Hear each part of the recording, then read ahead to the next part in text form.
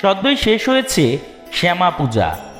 দেশ তথা রাজ্যের বিভিন্ন মণ্ডপ থেকে শুরু করে বনেদি বাড়ি সর্বত্রই পূজিত হয়েছেন মা কালী। তবে জানেন কি, সর্বপ্রথম মায়ের এই মূর্তি পূজার প্রচলন কে করেছিলেন? জানুন তবে। আসলে একটা সময় বাংলায় সেভাবে কালী মূর্তি পুজোর প্রচলন ছিল না। ইতিহাসবিদদের সমর্থিত প্রচলিত মত অনুযায়ী তার প্রচলন ঘটিয়েছিলেন সাধক কৃষ্ণানন্দ আগমবাগীশ। তিনি স্বপ্নাদিষ্ট হয়ে দক্ষিণা কালীর রূপ কল্পনা করেছিলেন। দেবী কালীর সেই রূপই বর্তমানে বাঙালির ঘরে ঘরে পূজিতা।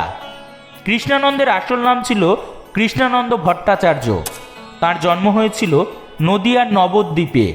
তার বাবা মহেশ্বরও ছিলেন পণ্ডিত। তিনি গৌরাচার্য উপাধি পেয়েছিলেন। তার নাম হয়েছিল মহেশ্বর গৌরাচার্য।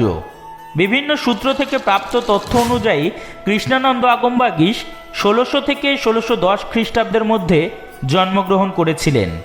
নবদ্বীপ প্রাচীনকাল থেকেই তন্ত্রের সাধন ক্ষেত্র হিসেবে প্রচলিত ছিল। কথিত আছে এই তন্ত্র সাধনা ক্রমেই সাধারণ মানুষের কাছে বিভীষিকাময় হয়ে উঠেছিল, যা দেখে পণ্ডিত সাধক কৃষ্ণানন্দ শুদ্ধাচারের তন্ত্র সাধনা এবং ঘরে ঘরে শক্তি আরাধনা চালু করার সংকল্প করেছিলেন। কথিত আছে কৃষ্ণানন্দ দেবীর কাছে তাঁর রূপ কল্পনার প্রার্থনা করেছিলেন। দেবী স্বপ্নাদেশ দিয়েছিলেন পরদিন সকালে কৃষ্ণানন্দ প্রথমে যে নারী মূর্তি দেখবেন সেই মূর্তি হবে দেবী কালীর প্রকৃত রূপ। পরদিন ভোরে কৃষ্ণানন্দ গঙ্গা স্নানে বেরিয়ে এক গ্রাম্যবধূকে দেখতে পান। তার ছবি মনের মধ্যে রেখে গঙ্গা মাটি দিয়ে মূর্তি গড়েন তিনি। দীপান্বিতা অমাবস্যায় একই দিনে ছোট আকারের কালী মূর্তি বানিয়ে পূজা শেষে ভোরে তিনি বিসর্জন দিতেন, যাকে লোক বলতো আগমবাগীশী কাণ্ড। সেই থেকে তার নাম হয়ে যায় কৃষ্ণানন্দ আগমবাগীশ।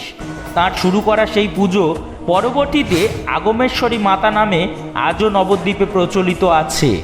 সাধক কৃষ্ণানন্দ সম্পর্কে নানা কাহিনী প্রচলিত আছে। কথিত আছে তিনি এক ধনীর বাড়িতে দুর্গাপূজা করতে গিয়েছিলেন। সেখানে পূজা শেষে বাড়ির কর্তা অহংকার করে অভিযোগ করেছিলেন কৃষ্ণানন্দ দেবীর মূর্তিতে প্রাণ প্রতিষ্ঠা করেননি। ক্ষুদ্র কৃষ্ণানন্দ পাল্টা বলেছিলেন যে তিনি প্রাণ প্রতিষ্ঠা না করে থাকলে তৎক্ষণাৎ তার প্রমাণ দেবেন। কিন্তু প্রমাণ পাওয়ার পর ওই ধনীর বাড়ির কেউ আর জীবিত থাকবে না। গৃহকর্তা সেই প্রস্তাবে রাজি হওয়ার পর কৃষ্ণানন্দ একটি কুশী দেবী প্রতিমার উরুতে ছুঁড়ে মেরেছিলেন। তাতে নাকি প্রতিমার উরু ফেটে রক্তপাত শুরু হয়েছিল, আর তারপরেই ওই বাড়ির প্রত্যেকে মুখে রক্ত উঠে মারা গিয়েছিলেন। কৃষ্ণানন্দ শৈব, গানপত্য, শাক্ত, বৈষ্ণব ও সৌর সম্প্রদায়ের তন্ত্রগুলোর সার সংগ্রহ করেছিলেন। মোট 170টি গ্রন্থ থেকে নির্যাস গ্রহণ করে তিনি বিখ্যাত তন্ত্রসার গ্রন্থটি রচনা করেছিলেন। গোটা দেশে এই গ্রন্থতান্ত্রিক সাধকদের কাছে বিশেষ খ্যাতি পেয়েছিলেন। তার বিখ্যাত শিষ্যদের মধ্যে অন্যতম ছিলেন সাধক রামপ্রসাদ সেন। কৃষ্ণানন্দের জীবন কাহিনী এরকমই ঘটনাবহুল। তবে কৃষ্ণানন্দের হাত ধরেই প্রথম মায়ের এই রূপের পুজোর প্রচলন শুরু হয়েছিল বলে মনে করে থাকেন ইতিহাসবিদেরা। ধন্যবাদ এতক্ষণ আমাদের সাথে থাকার জন্য। আমাদের ভিডিওগুলি যদি আপনাদের ভালো লাগে তবে অবশ্যই আমাদের পাশে থাকবেন।